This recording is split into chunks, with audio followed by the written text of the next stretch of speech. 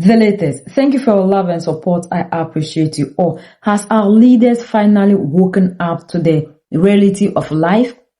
Our leaders of Senegal and Sierra Leone met at the 10th edition of the Dakar International Forum on Peace and Security in Africa.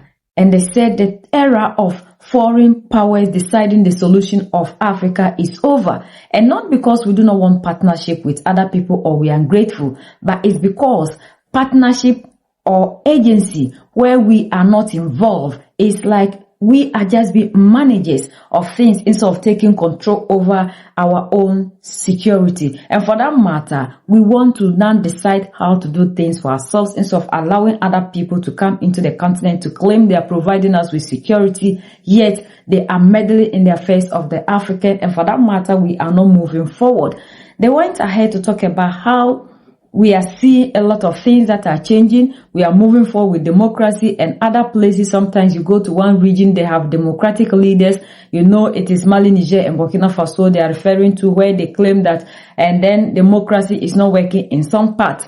So for that matter, looking at all these things, we are seeing that as Africans, we are not developing, we are not moving forward. People are coming here, establishing their bases, promising us security, and we see at the end of the day, the things that these people are giving to us are actually not helping us to move forward. So it is best for us as Africans to take control over everything that has to do with us. If you haven't subscribed to my channel, please, this is the latest Virgin One, a Pan-African channel, and you need to subscribe to be a member. Together, we re-conscientize the mentality to reclaim our land and fight for the total liberation of the African. The era of external actors designing African solutions must end, and end now. This is not because we are ungrateful for partnerships, but because partnerships that bypasses African agency is not partnership. It is management and micromanagement, and Africa should not accept that going forward. We are not asking the world for permission to have peace. We are going to build it from within.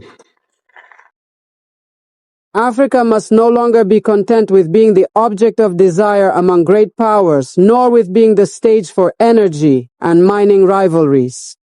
Our continent must clearly assert its sovereignty.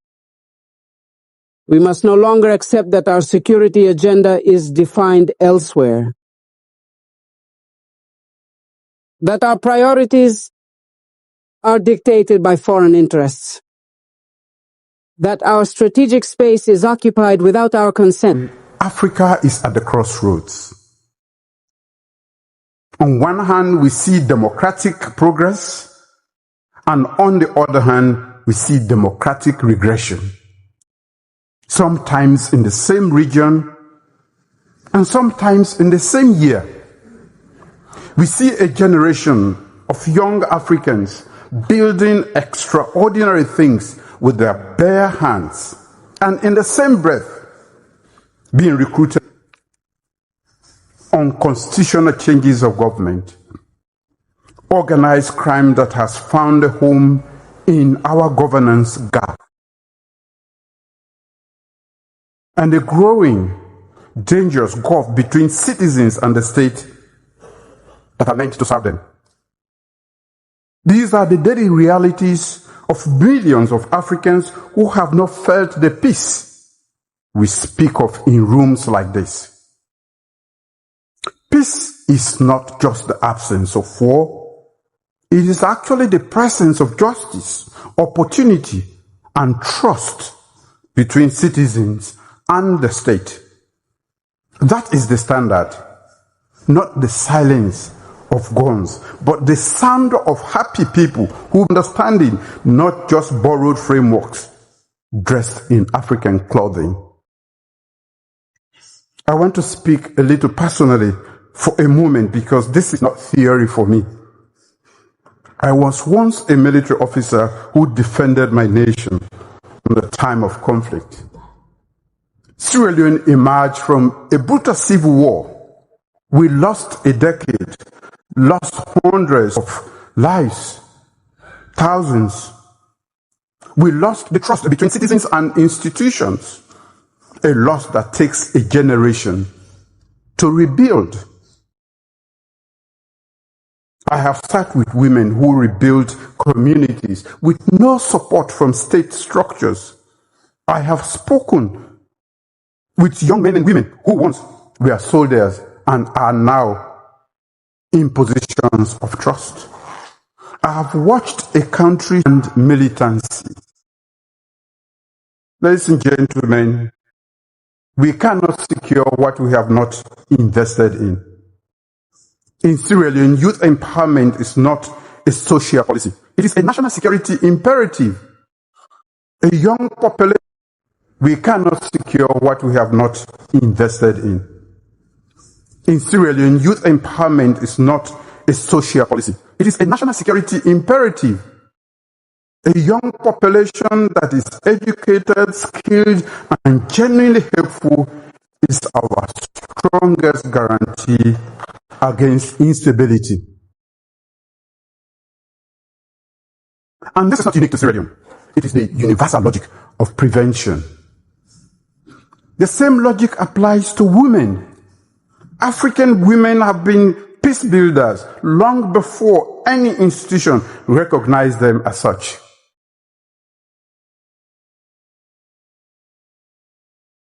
From post-conflict reconciliation to community mediation, they lead where the states are absent and fragile. Women do not need to be included in peace processes as a gesture. They need to lead them as a strategy. Excellencies, ladies and gentlemen, I want to speak now not as President of the Republic of Sierra Leone, but as the chairperson of the Ecowas Authority of Heads of State and Government. Ecowas was not built to be a spectator. It was built to be a shield, a collective expression of Africa's determination to protect its people, its democratic institutions, and its peace. But shields require maintenance, and ours has been tested. The unconstitutional changes of government we have witnessed in our region are not isolated incidents. They are symptoms of a deeper crisis of legitimacy, a crisis of ECOWAS that must be addressed not only through sanctions and suspensions, but through sustained investment in the conditions that make economic democratic governance worthy of defense. I am committing ECOWAS under this authority to a renewed focus on prevention, earlier engagement with at-risk governments, deeper investment in electoral integrity, and a standing civilian mediation capacity, working in coordination with regional and international partners that does not wait for crises to arise before it deploys. We have learned at great cost that delayed responses invite deeper crises. The time to act is always before the fire consumes the house. Our house is on fire. Excellencies, ladies and gentlemen, 10 years of this forum have produced insightful analysis and recommendations. They have shaped policy thinking across the continent. This is a genuine achievement. But this 10th anniversary demands more than analysis. It demands commitment. Commitment from we, the leaders. After 10 years of dialogue, Africa must now enter a decade of delivery. I propose the Dakar doctrine, prevention before intervention.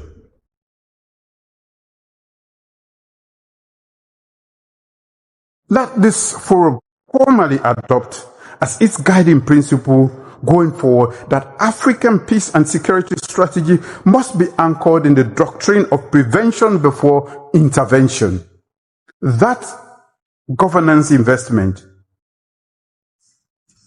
youth inclusion, women's leadership, and early warning are not supplements to security strategy. They are actually the strategy. And that no intervention, however necessary, excuses the failure of prevention that made it inevitable. Let this be the doctrine upon which the next decade of this forum's dialogue, workshops, and collective action is built. Let it be the standard by which we measure ourselves. Not by how well we respond to crises, but by how many crises we are able to prevent in the first place. Excellencies, ladies and gentlemen, one more thing must be said plainly. With the world watching us all, the era of external actors designing African solutions must end, and end now. This is not because we are ungrateful for partnerships, but because partnerships that bypasses African agency is not partnership, it is management and micromanagement, and Africa should not accept that going forward. We are not asking the world for permission to have peace. We are going to build it from within. We seek partners that work, not just instruct. We seek partners for this particular task, not architects of it. We will be the architects, and we will require support. We welcome cooperation, including with long-standing partners like Europe and others that respect our sovereignty, align with our priorities, and invest as much in prevention as in crisis response. Security assistance must strengthen governance and protect civilians, not substitute for the first or ignore the second. Your Excellencies, I will not leave climate change in this. Climate change must also be named here as an active driver of conflicts today. In competition over water and land, in displacement of coastal communities, and in the food insecurity that turns grievances into violence. For Sierra Leone and for citizens of African nations, addressing this climate insecurity is not separate from the peace agenda. It is the peace agenda. Ladies and gentlemen, let me conclude by asking of three things from we, the leaders in this world. Not as recommendations, but as commitments we make to the people who are not in this room. First, we should govern with integrity.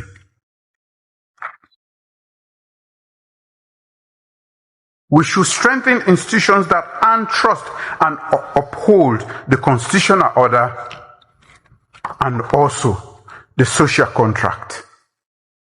Democracy is not a destination. It is a daily discipline. It must be meaningful to the citizens who live under it. Second, invest in our people, especially youth and the women. They are the architects of peace, not passive recipients of security policy. They are not the problem. They are actually the solutions. And if we treat them otherwise, we will earn exactly the instability we don't deserve. Third, Let's stand together as Africans. Regional solidarity that is principled, decisive, and anchored in prevention. Our unity is our strategy, and in this moment, it is our survivor. To the young people of this continent, those in this hall and the millions out there in Africa, you did not create the problem.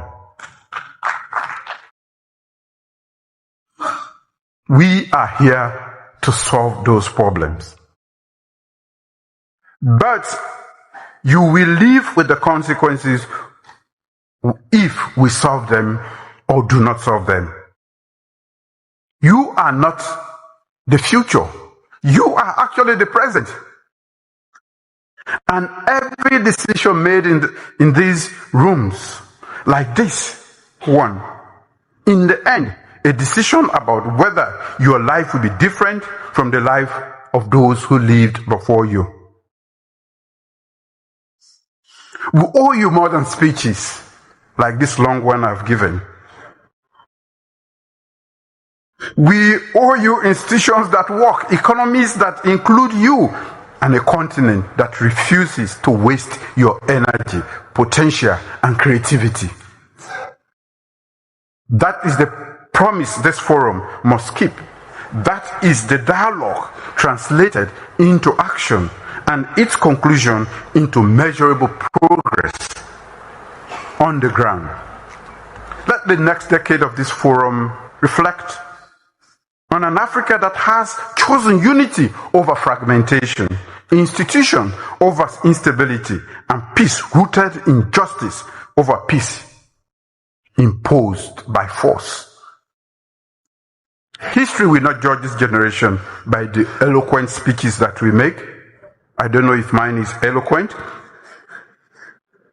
We will be judged.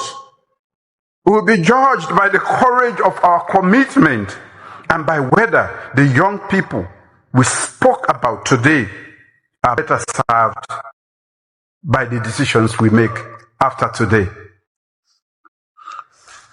We are not here to describe Africa's challenges. We all know them. We are here to end them. Let's provide the solutions. Not alone, not without partners, but on our own terms, in our own time, with our own hands. We can do it. I challenge us all. Africa does not ask the world to believe in it. Africa does not ask the world to believe in us. We will give the world no choice but to do so.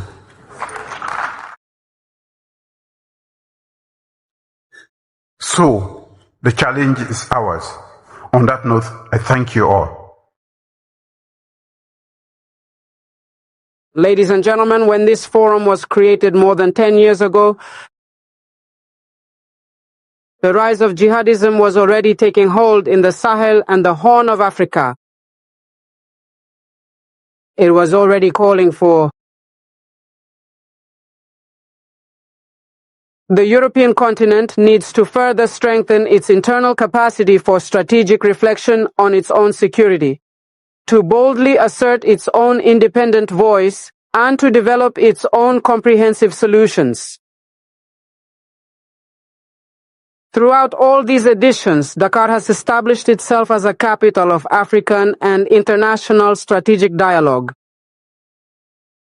a capital for introspection and action on the ways and means of exploring homegrown solutions to the continent's security challenges.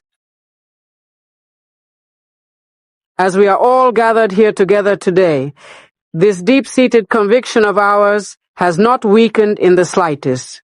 On the contrary, it has actually grown stronger when confronted with the stark nature of reality. The global landscape that we currently inhabit in 2026 is characterized by a state of profound instability and significant far-reaching crises, which carry truly colossal and transformative impacts for everyone. These have undermined multilateral consensus, called alliances into question, and disrupted regional balances. Above all, they remind us that barbarism is never far away.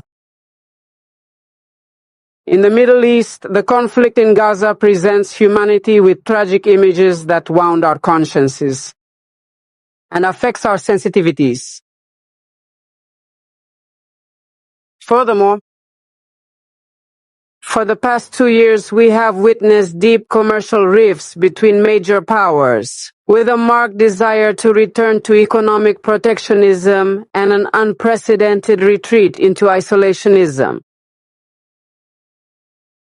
Meanwhile, our continent, far from being protected, is suffering the effects of all these crises and must also face multiple threats, such as armed conflicts and terrorism, organized cross-border crime, and maritime piracy. With the expansion of terrorism, disinformation, and cybercrime, which pose serious threats to our democracies and our critical infrastructures. As if all that were not enough, the worsening climate change is also becoming a source of instability, including the devastating risk of new pandemics. The diagnosis is clear. And if no decisive action is taken, Africa will not be able to fully capitalize on its vast and incredible natural potential. Therefore, we must ask ourselves what Africa should do to overcome these scourges and establish its development. This is precisely the relevance of the theme chosen for this 10th edition of the forum, namely Africa facing the challenges of stability, integration, and sovereignty. What sustainable solution? Our leaders give us these speeches every blessed day. But one thing that we have seen is these leaders will finish talking this way and come back into the continent or still be doing the same things that they have been doing. Because not that these leaders don't actually know what they are supposed to be doing, but it is that the leaders cannot just act, look into the people's eye and take a bold decision. Take UAE for instance. Now we are seeing that UAE is sending a warning to Washington, giving US an ultimatum that if they don't provide them with what they need, they are going to switch to be using the yuan instead of the US dollar, because according to reports, they are running out of dollar. And this is what life is all about. Now they are using what they have against the United States of America, or forcing the United States of America to do what they want. But our leaders, with all the resources that we have in the continent, we still can use these resources to our benefit. We cannot take bold decisions and give other people what we want them to be doing for us, like we are seeing in Mali, Niger, and Burkina Faso. They lay down the rules and regulations. If you want to do business with us, come this way, but not for you to come into the continent providing us security, telling us what we need to be doing at what point in time, the solutions that you think are right for us and what you are imposing on us, without allowing us to take our own decisions that meet the environment in which we are. Because we don't expect people to move out of the continent to come into the continent to be telling us what they think should be done, because these people are different people. They don't understand the culture, the norms, the traditions of the African. So how can people of such give us solutions to our problem when they don't even understand anything that has to do with the African? So if our leaders are always talking about people meddling in the affairs of the African, and we see that for now we are only talkers, we are not managers of anything that has to do with the African, that this is the time for these leaders to stop doing things in speech. Join hands with Mali, Niger, and Burkina Faso.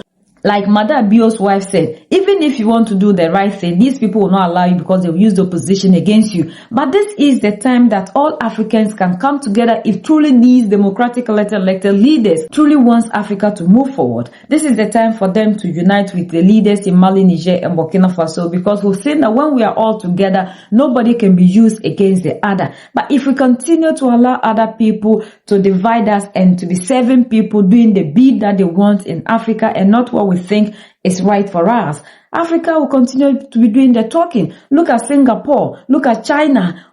Look at Japan. There were nations that were just like us, and Africa was even far, far ahead of them. Where are they now, and where is the Africa now? We are still here under the mercy of other people, begging other people here and there. People are using us to their advantage, and the resources that we have here are rather benefiting other people instead of benefiting us, the people. And these things that our leaders are always saying in speech, if truly they mean them, I think this is the time that they need to work with Mali, Niger, and Burkina Faso leaders, so together as Africans we can move forward and change the narrative instead of allowing foreigners to come into the continent to be using us to their benefit.